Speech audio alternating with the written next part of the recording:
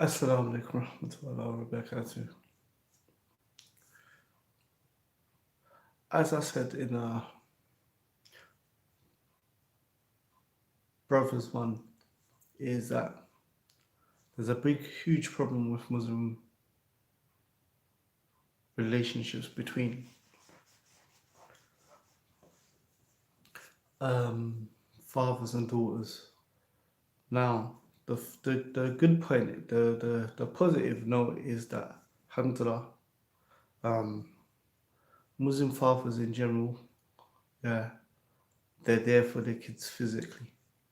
Meaning that, like I said, if you was to ask in a classroom, nine out of, like, ask the Muslim kids, how many of you come from a two-parent family? How many of you live with your mother and father? 9 out of 10 Muslim kids are gonna put their hand up. Alhamdulillah. So that's good. Alhamdulillah. Unfortunately, and I'm speaking as a revert to Islam. Unfortunately, that's not the case with non-Muslims. We live in the Shiolo society. Most men, when they get women pregnant, because they were never planning to start a family, they just either one of two things: they run away from the responsibility, or two, they try to get the girl to terminate the child, murder the child, basically. So alhamdulillah, Muslims fathers from abroad, yeah, there's this thing, and hopefully it's from the religion, yeah, because this is a problem when you take your culture over your religion. If you're, then sometimes it can be a problem. Sometimes it can be good, but sometimes if it's bad, then it can affect your deen. So yeah, a lot of the Muslims from abroad, yeah, it's frowned upon, and hopefully, inshallah, it's because of the religion that that if you're not in your kids, the society frowns upon it. So if you're abroad, if you have kids and you're not in their lives and you don't provide for them, yeah, and you don't work hard for them, it seems that, yeah, alhamdulillah, but inshallah, it's from the religion that you know that you're seen as a bum, and that's good. Yeah, they need that they need that society over here, because over here, if you're a player, if you sleep around with lots of girls, and you go from one woman to the next and so forth, like in the music videos and movies, you're praised. The society actually praises you, and absent fathers are not really looked down upon, because the majority of men are doing it, and movies are telling people to do it, and music videos are telling people to do it. But alhamdulillah, abroad it seems, that if you're a rubbish father, the society puts you down. But there's a big problem, yeah, with the culture, yeah, and this is why we follow the deen, yeah. The deen doesn't eradicate all of your culture, but it eradicates the haram and harmful parts of it. But in that culture from Middle East, yeah, they also picked up this this I would call it disgusting understanding, yeah, that to be a good father, yeah, I have to pay the bills, to to make sure the house is maintained. I have to pay for the school. I have to, as long as I financially maintain the household, I'm an excellent father. Financially, financially sustaining the home and bill and paying all the bills equals good father. But they also got this corrupt understanding that if I show any feelings to my kids, yeah, to my kids and so forth, or in general, if I show kids, if I show emotions, I show happiness, I show affection, then that means I'm weak, I'm feminine, I'm not alpha male, I'm I'm a weakling, I'm not a man, you know. So what you'll find is that there'd be some Muslim fathers who work really hard, but they don't ever tell their kids, I love you, I care about you, you're special, you mean something to me. They got in their head this thing that goes against the Quran, goes against the Sunnah, goes against the rest of the Salaf, the rest of the Salaf, that goes against everything that Islam stands for. They got this understanding, yeah, that if I tell my kids I love you, I care about you, and I give them lots of kisses, lots of hugs, you know what I'm saying? That I'm a weakling, I'm feminine, I'm not a real man, I'm weak. So I don't know where this came from. I don't know what part in history in between the Prophet, the companions, the Tabi'in, and the rest of the Salaf, the Atba Tabi'in. I don't know how this got injected into Middle Eastern culture, African culture, whatever culture, yeah, Asian culture. I don't know where it got introduced, but we need to ASAP move this out because especially in this time, wallahi, yeah, if you have daughters, I'm telling you, this all this stuff, you see all this independent, yeah, women's rights, all this, I'm telling you, I don't think there's been a time in history, yeah, that women's, yeah, self-esteem, yeah, has been more lower than this current time. Yeah, it's true that they got more rights than they had before. Alhamdulillah, we know Islam gave all these rights about owning your own, like, um, you know, the right to own your own property, what is it, to work and to, what is it, to work, to own your own things, that even that you're a human being. Like, we know that all these rights, yeah, were given to Muslim women 1400 years ago, and less than 100 years ago, women in this country could even own their own bank account. You know, that whole thing about taking on your husband's name and so forth. Yeah.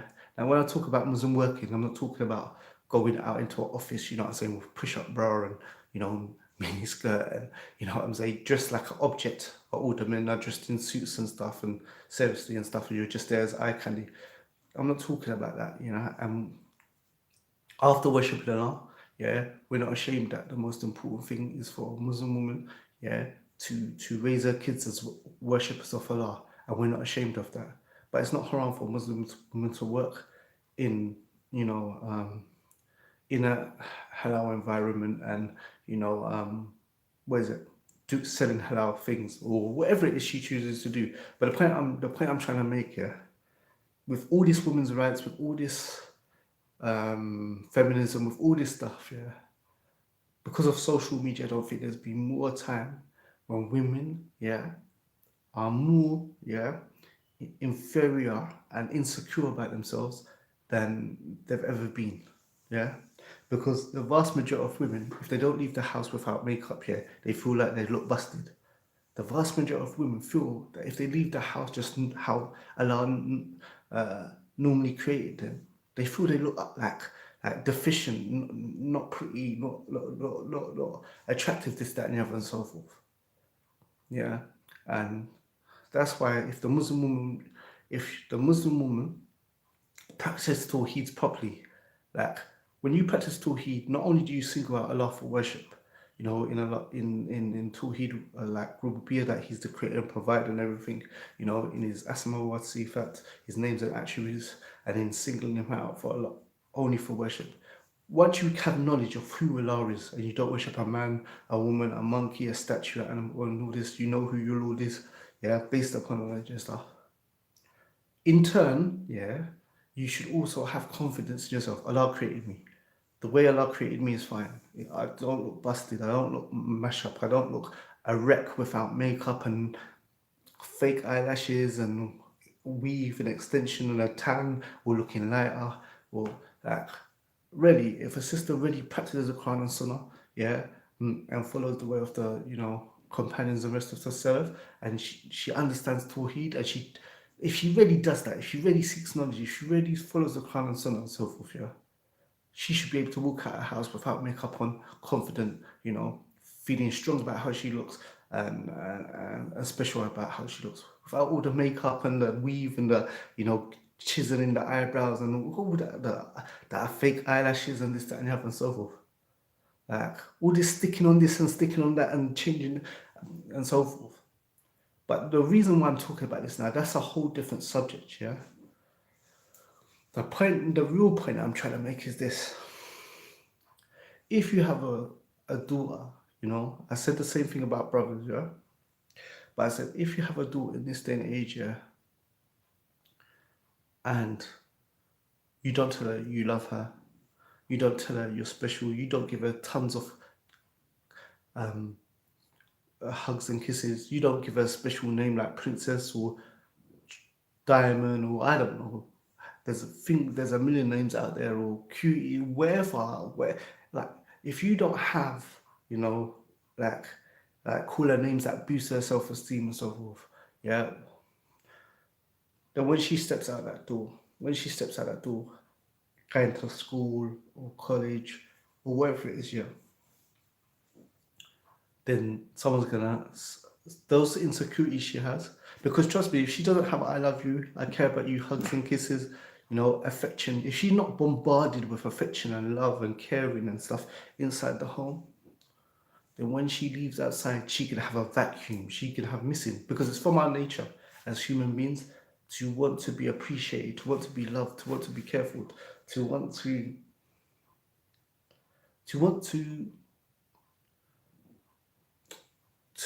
want to feel like we're important and so forth. And if a daughter doesn't get that from her father, and she's starved, yeah, for I love you, I care about you, you're special, you know, you're beautiful, you know what I'm saying, you're my little princess, you're this, that, and the other.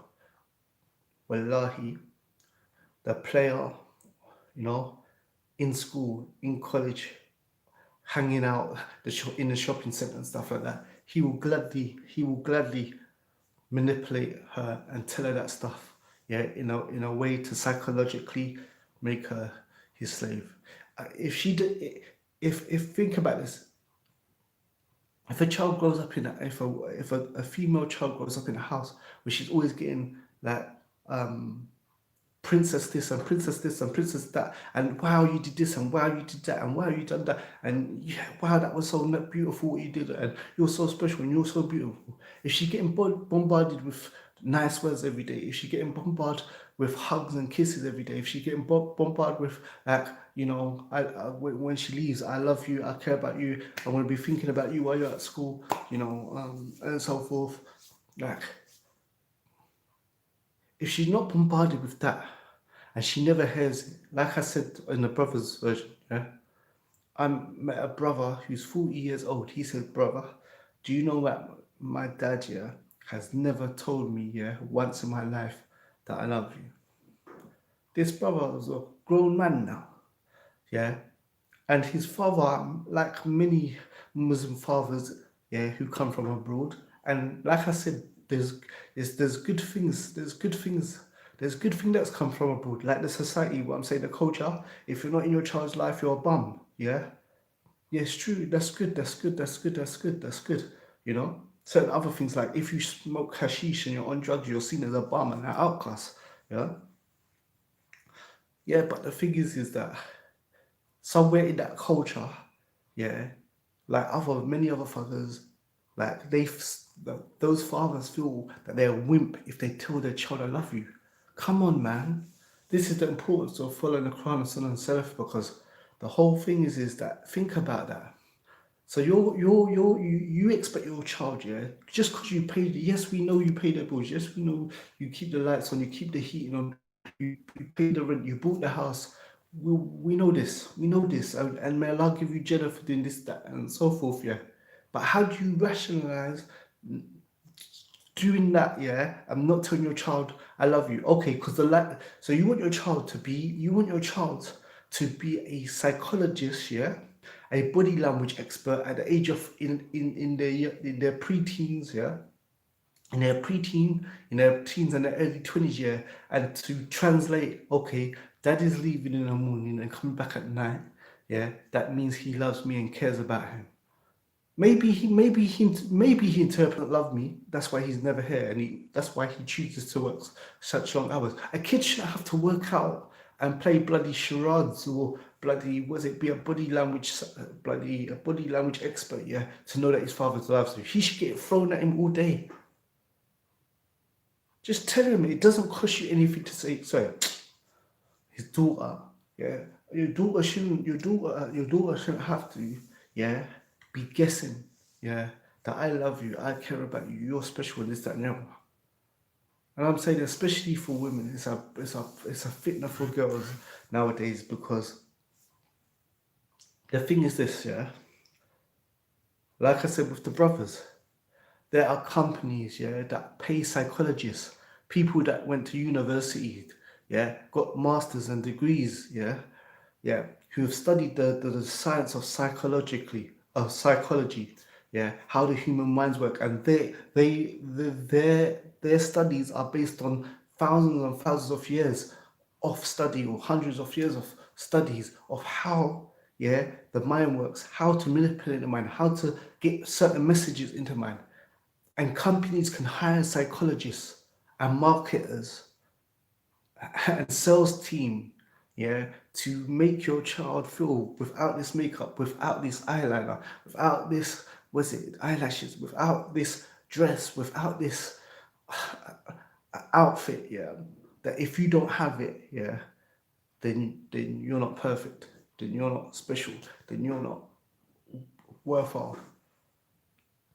And the thing is, it doesn't cost you nothing to say I love you. It doesn't cost you nothing to hug her. It doesn't cost you nothing to kiss her. It doesn't cost you nothing to call her princess, to call her diamond, to call her whatever it is. It doesn't cost you anything.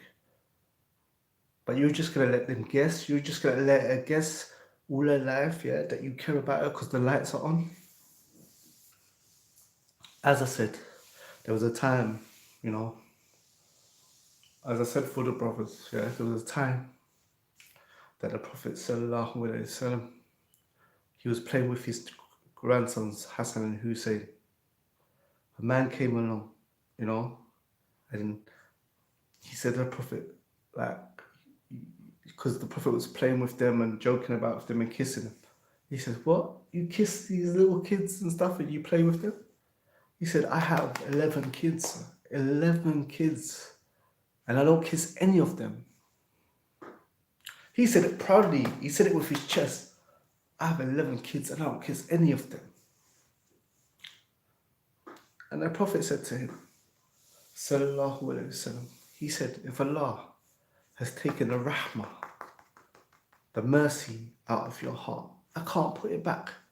If Allah has taken the rahmah out of your heart, I can't put it. Meaning, you're there boasting about you got 11 kids and you don't show them no affection. This is a negative thing. You're messed up. You're mashed up. That means that you have no heart. So I don't know where. I don't know in between the Quran being revealed. I don't know in between the Prophet sending a message. There's a message. I don't know in between the companions and the Tabi'in, Atba, Tabi'in, and the rest of the stuff. I don't know where into the Middle East, into the African society, Muslim society, the Asian society. I don't know where this came from. Yeah, that if I, show my kids affection and so forth, yeah, that I'm a wimp, I'm not a man, I'm feminine, I'm not strong, I'm not tough, I don't know where it came from. But all I know, yeah, all I know is that it's incorrect and it goes against our religion. Yeah. And don't be surprised that if you don't give your daughter tons, yeah, of I love you, I care about you, kisses, huggies, princess, my little jewel, this, that, and the other, when she's leaving, I love you, I'm thinking about you. Don't be surprised if one day you are with all the other uncles coming out of masjid, yeah, and your daughter goes past you in a drop-top convertible with the local drug dealer, yeah, with no hijab on. Because if, as a human being, and especially as a woman, yeah, her nature is that she wants to be praised, she wants to be attention, she wants to be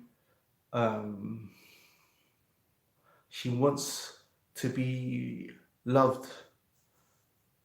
And if she doesn't get that from you, there's a million one players, rude boys, gangsters, drug dealers, yeah, in Casanovas in school, secondary school, college, university, all these places, yeah, waiting to jump in your place. And these people have, they are experts in manipulation. Because the thing is, if she's always hearing you're beautiful, and you start with them from young, yeah.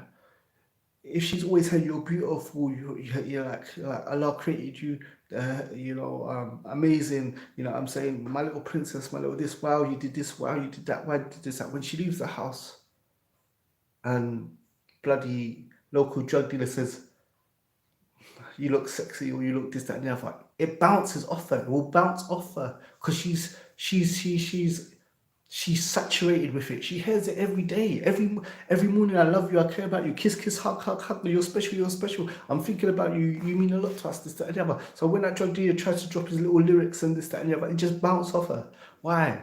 Because she. It's nothing to her. She hears it all the time. But if she just has a father that leaves in the morning, yeah, comes back at night time, yeah, he's hardly ever there, yeah? Yeah. What is it? When they walk past each other in the house, he doesn't say salam, he doesn't give her a kiss, he doesn't give her a hug, he doesn't say, Princess, what did you do to this, that, and the other? He's physically there, but he's not mentally there. He's physically there, but he's not mentally there. He's physically there, but he's not mentally there. Their relationship is bankrupt. It's bankrupt. Yes, you physically both live in the same house. And this doesn't matter whether you live on a council estate or in a flat or in the actual house. Yes, you live in the same house, but you walk past each other, no salams, and so forth. Because you're thinking in your head, I'm a G. Not once have the lights been off. Not once has the heating been off. Not once has I been late with the rent and so forth. So that proves to my child that I love her. She don't know about paying bills and lights and this, that, and the other. She doesn't know. She doesn't know. She's a kid, man. And she shouldn't have to guess. She shouldn't have to be a body language expert, and she shouldn't have to be a psychologist, an expert psychologist at pre-teen, teen, early 20s and so forth. And forget even just the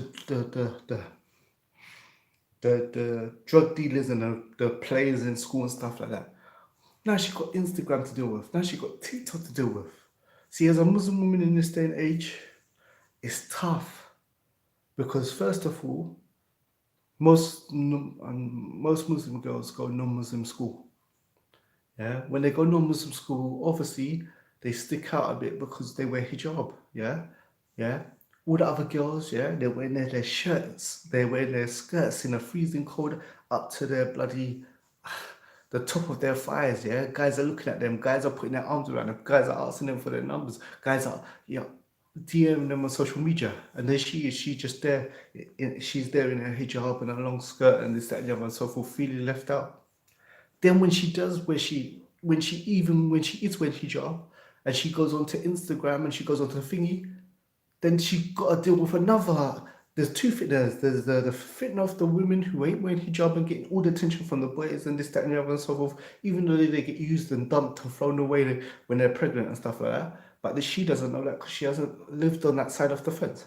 But then she's also got the Muslim girls. So when she is holding on to her deen and she is wearing hijab and stuff like that, now she's got the sisters, yeah, that are acting as like shayateen, trying to look sexy in hijab with the eyelashes and the makeup and the, you know what I'm saying, the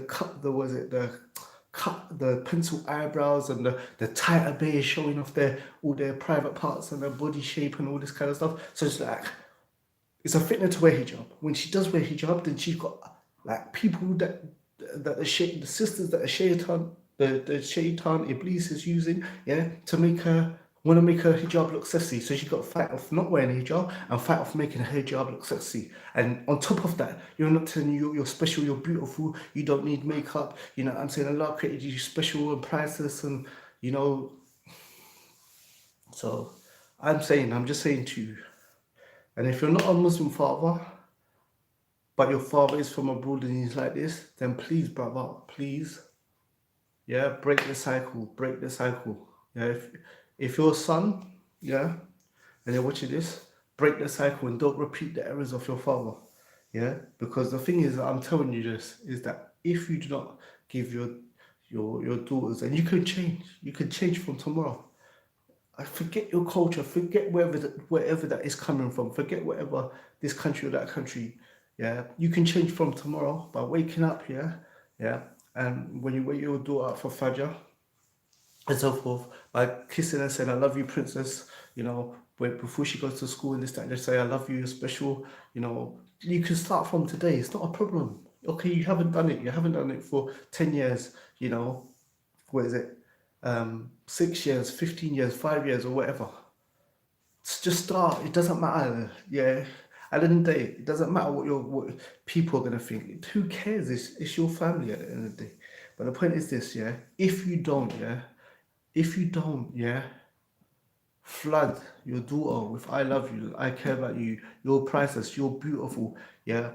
What is it? Beautiful nicknames, like princess and all this kind of stuff. When she's leaving for school, tell her, "We're thinking about you. I think about you while I'm at work. You're on my mind. I'm wondering what you're up to, what you're doing in this, that, and the other." So, if you do not inundate her and flood her and saturate her, yeah, with love inside the house, yeah, then expect her to look for love outside the house.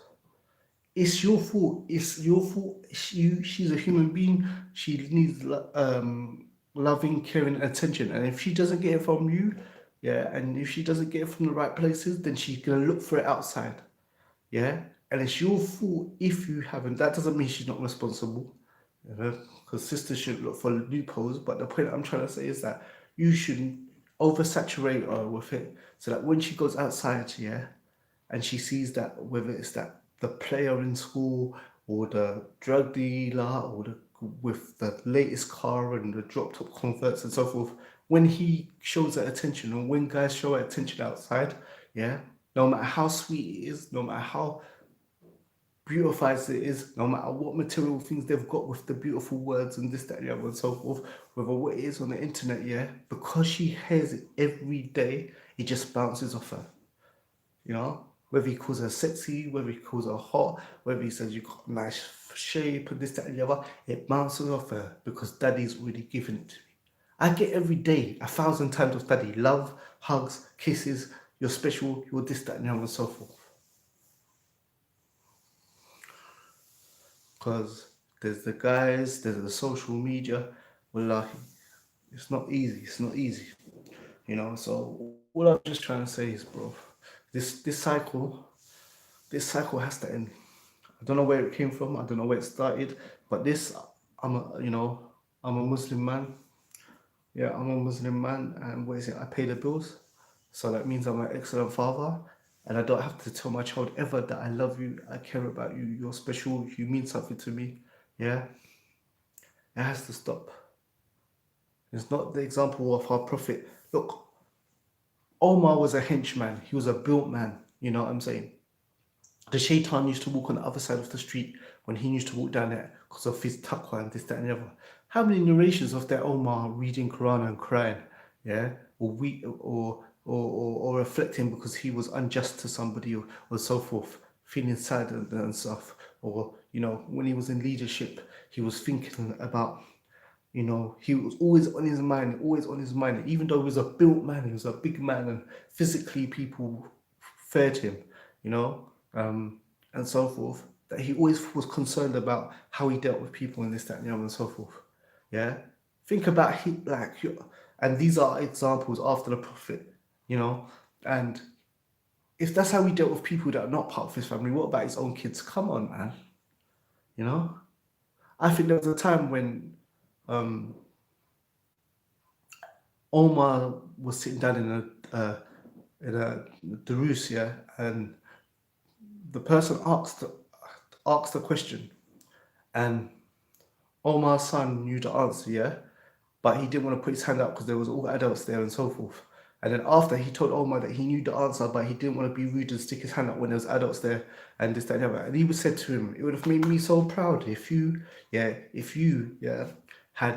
answered the question and so forth, yeah." So the whole thing is that, like I said, yeah, the Quran and Sunnah and Islam came, yeah, to eradicate the bad parts of our culture. It keeps the good parts, and the bad parts it eradicates. And this kind of Arnold Schwarzenegger Terminator dad, I pay the bills, I come in the house, I walk straight past my kids, you know what I'm saying? I don't kiss them, I don't love them. I'm just like a robot in the house and this, that, and the other. But I'm the man because the bills are on, the heating are on, you know what I'm saying? There's not water coming through the roof and this, that, and the other, and so forth. This is not our deen. I don't know where it came from, but not our deen. And please, can we change it? Like, I'm just hoping, brothers, all the brothers that see this, yeah, because I don't, to be honest, I don't think Muslim mothers are not like this. I don't, you know, and I'm not on, anyone who follows my channel, they know, yeah, I'm not for brothers or sisters. I blast this is all day about trying to make the hijab look sexy and stuff like that. Anyone who follows me on Instagram and TikTok, I don't do video. I'm not one of these big YouTubers that just say whatever the sisters want to hear. I blast them 24 day about, you know, making the hijab that was revealed for Tawheed as a sign of Tawheed worship and modesty. Yeah. I blast them all day about trying to make it look sexy and stuff like that and so forth. Yeah. But I have to be honest, yeah.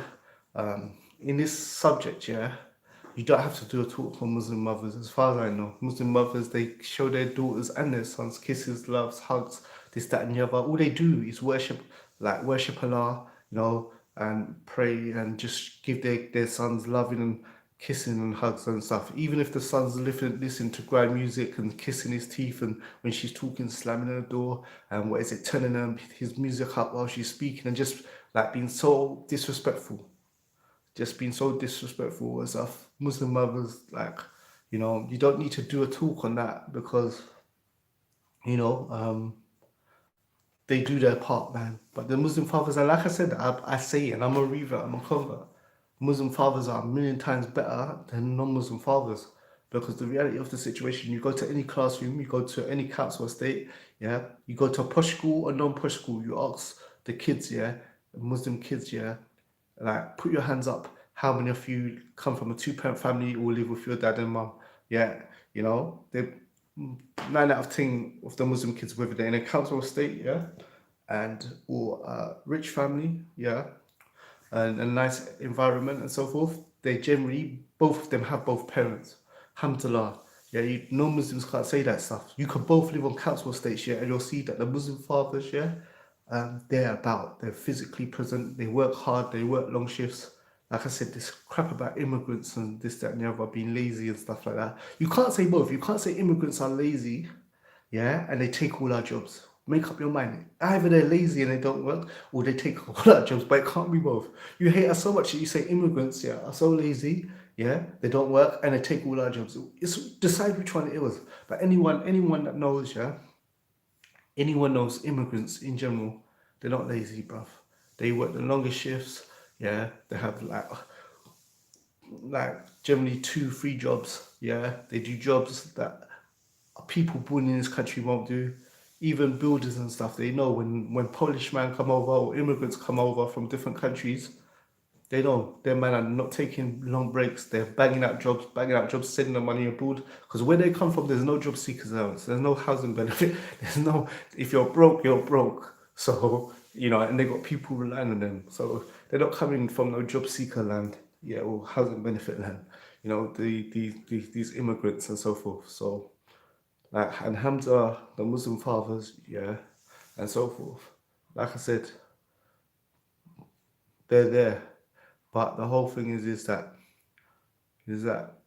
trust me, if we don't want our daughters, yeah, if we don't want our daughters doing zina, if we don't want our sons joining gangs and so forth, then we have to exhaust all the possibilities, and all of the possibilities, yeah, it starts within in the home. If they're not loved in the home, yeah, they're gonna look for love outside the home. It's simple, simple, simple, simple. If they're not loved inside the home, they're gonna be look for love outside the home, and you might get some. And people outside the home, they will take something. They will take insecurities, yeah, package something as love and give it to them when really it's not. It's just manipulation. But hey, some attention is better than no attention. You get what I'm saying? Some attention, yeah, is better than no attention. If that's what you think, if you've got low self-esteem and low confidence. Anyway, cool. Let me read through your comments. Sidi Benham, Assalamu alaikum, Aki, Barak, for your advice. Jazakallah khair both, Aki, thank you for watching. May Allah give us tawfiq to be successful parents. Ameen, ameen.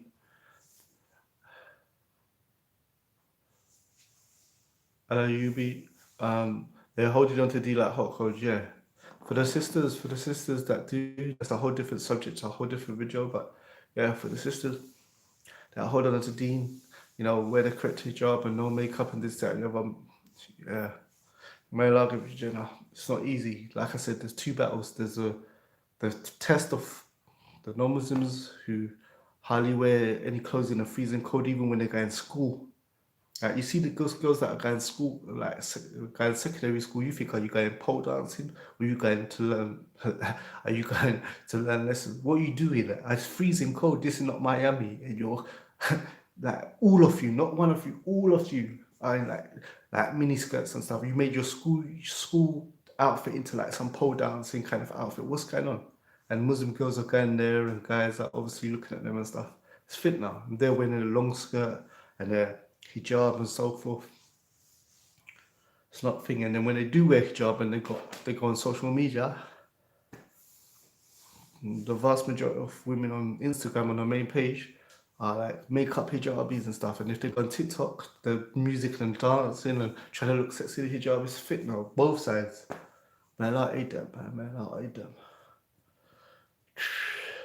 A daughter could be the reason for you to enter Jannah. Yeah, there's a hadith that the Prophet said, whoever raises two daughters like that will be like this with me in Jannah. So, whoever raises like two daughters, yeah, will be like this with me in Jannah, like really close to me and so forth. Yeah. I mean, may Allah make us like Abu Sikh and Abu Bakr Siddiq, and Umar ibn Khattab. I mean, even if we follow 1% in their footsteps, we'll go far in this dunya. Yeah, I don't know where this come from. I'd like to know where this thing came from, because the thing about looking after your kids is in that part in the Middle East, in the Asian culture, in the African culture. The part about looking after your kids, yeah, if you don't look after your kids, you're a bum, which is from the religion, is there.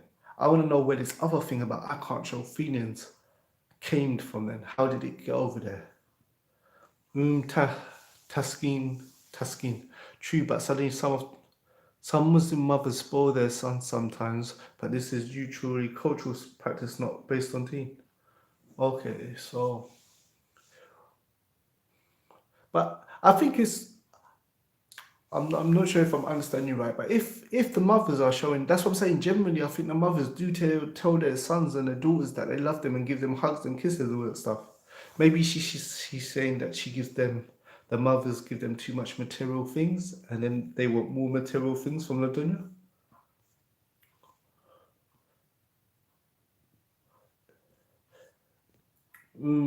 Tasking, could you elaborate on that? What do you mean when you? Because it's good if their mothers spoil them in that they give them loving and caring and so forth. But are you saying that they give them too much material things so they look for it outside? The sons also have problems. We need to address sister. Yeah, brother. Ala Alayubi, I just did a video before this. I did a 22-minute video before this with the brothers. I did the brothers, and then now I'm doing the sisters. If you check my thing, I've addressed it, that if the brothers don't get loving and caring, they go out, join gangs. I said that there's brothers that are joining gangs and they're from wealthy backgrounds. There's brothers who don't live in a council estate. They live in a house. Their father has paid for, like they're financially stable. If they went to their father and asked their father for money, he would give it to them. But they're selling drugs, and they're they're robbing people, and they don't need the money. I've come across quite a few brothers like this. Yeah, but sons and daughters need to be treated differently but equal at the same time. According, yeah, I agree with you, Sidi Bina. I want to say many brothers and sisters want to feel ordinary, but they soon realize ordinary is not actually ordinary rather than simple. Oh yeah, yeah. Fitting in, fitting in, fitting in. Wallahi, that's the one thing is that Islam is taught me not give a monkeys what anyone thinks about you. Wallahi, man, when you're young, you spend so much time concerned about what others think about you. Like young people like to go on like, I don't care what anything thinks. I'm my own person. I'm big. I'm bad. I'm independent. This that. But really, you do care what other people think. Just think about smoking. Why do people start smoking? It doesn't taste nice.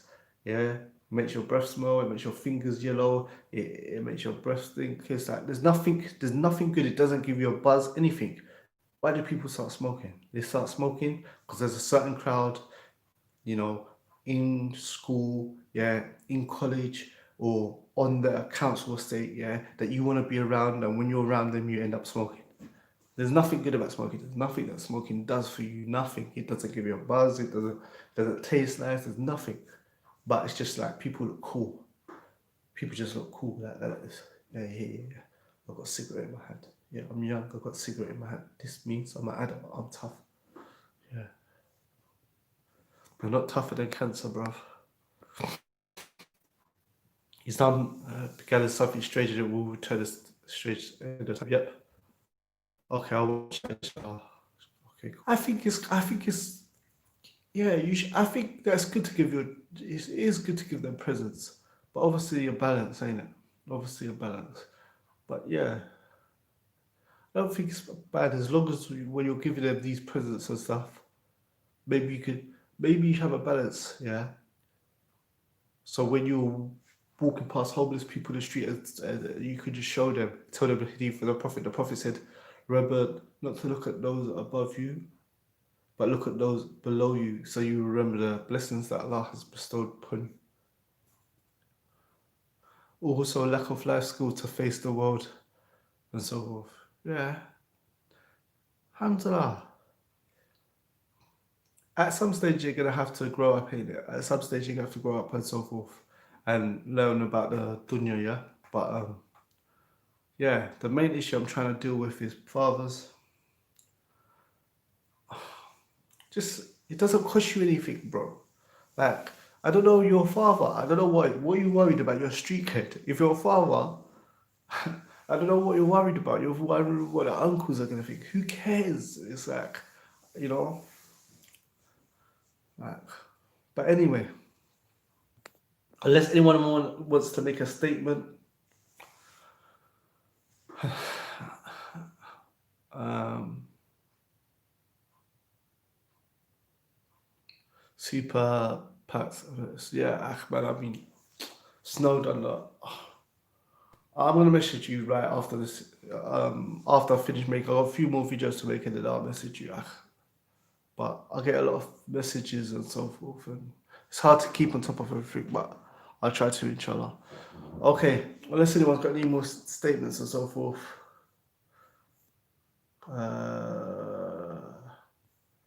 Yeah, cool, guys. If you benefited from this video, please like it. Yeah. If you're subscribed, yeah, unsubscribe and subscribe again, and the top bell, touch it, because unless you touch the notification bell at the top, you won't know when I do a video. I don't know what's wrong with YouTube. It's a multi-billion company, but it just doesn't have common sense sometimes. If you're subscribed to lots of people, yeah, it's very rare. Like if you're subscribed to a lot of people, you're not gonna see, because a lot of people don't even go to their subscription list. The thing is, if you're subscribed to a lot of people, you may go through the feed and you may see some of the people's videos that have uploaded videos, but you're not going to go through, say you're subscribed to 100 people, 50 people, you're not going to go through the whole subscription thing and look through. So if you subscribe to someone, basically it doesn't matter, because unless you subscribe and you hit the top notification button, you won't know when they're releasing a video. I don't know what YouTube's doing, but basically, yeah. So if you're subscribed already and you're not on notify, just unsubscribe, subscribe. 3 bells will come up. Just touch the top one. Whenever I'm doing something, where I'm posting something, a video's coming out, or I'm going live or something, it will let you know. Cool, thank you. I've noticed the things have gone up. Yeah, if you thought this video, look, if you thought this video was of any benefit or anything, and I got the message across, then pass it on to people, innit? If you think I was chatting rubbish and waffling and I didn't explain it good enough, then don't. But if you do, if you understand it and your friends have got the same understanding, pass it on to them, because no one else will see the video and so forth. Like I said, if it's not for you, you didn't think it was explained properly or clearly, or you didn't feel it, not a problem. But if you think it did and it was explained well and so forth, then just pass it on to someone. You know what I'm saying? Who your friends, because they got the same mindset as you, or they think similar to you and so forth. Okay, guys, appreciate it. Guys, any advice on the lighting, the sound? I'm slowly going to be building up a studio. At some stage, I'm going to have like a professional studio. Maybe it will be all black. It will have a desk and so forth. But I'm building up slowly. This is what I've got and so forth.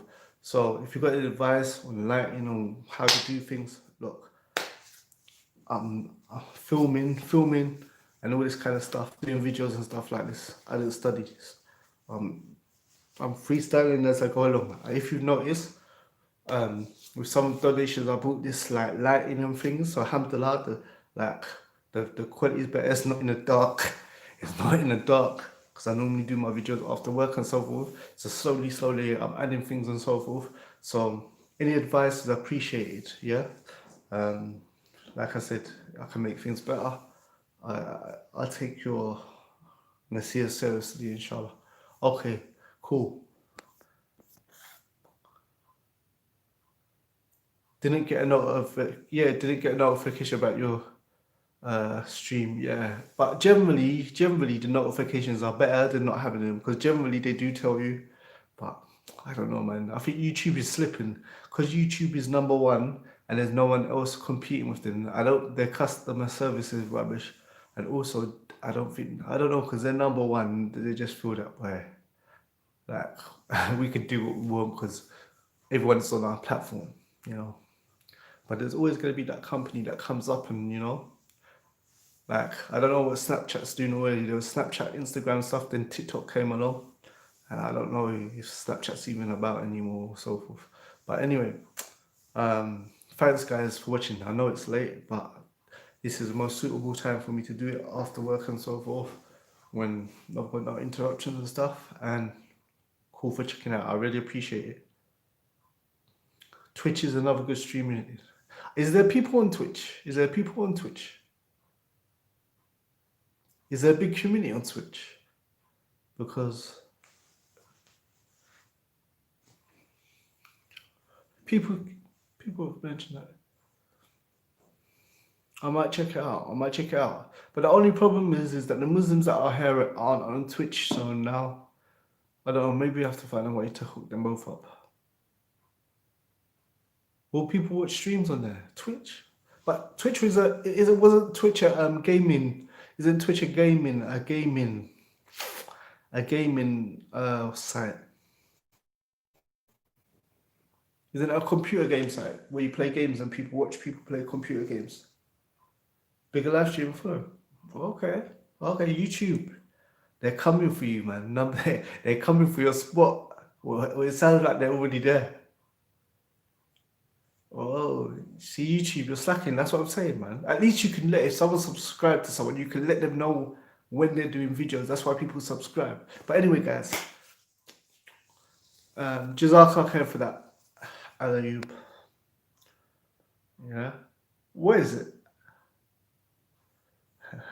It's now owned by Amazon. Yeah, Amazon own everything, bro. Okay, cool. Alright, so yeah, like I said, if this video helped, pass it on to a friend. If you thought it's rubbish, then no. But Jazakallah khair. And thank you for liking. The more you like it, the more it will show up. It will show up on people's feed and stuff. Appreciate it. Alright, guys. Peace. Take care, man. And guys, I'm gonna say this, yeah. I do a bunch of videos at a time. So if you watch one of my videos and then I cut off the live, then I start another video, yeah, and I'm talking about a totally different subject, don't get upset or don't think I'm crazy. Like, there comes a time when I've got a certain amount of certain topics in my mind. So what I'll do, I'll go live, yeah, do one subject, go live, do another subject, then another subject. Sometimes they'll be related, and sometimes they won't. So if you see me go live and cut off a stream, then start and do another talk about a totally different subject that's nothing to do with that, then it's just I've I've got a certain amount of time to do my videos, yeah, and I'd rather do them all together, yeah, and just put them out, rather than do one, then find time another day to do another, and so. But sometimes they're gonna be totally unrelated, yeah. Anyway, cool. Jazakallah khair. Thank you.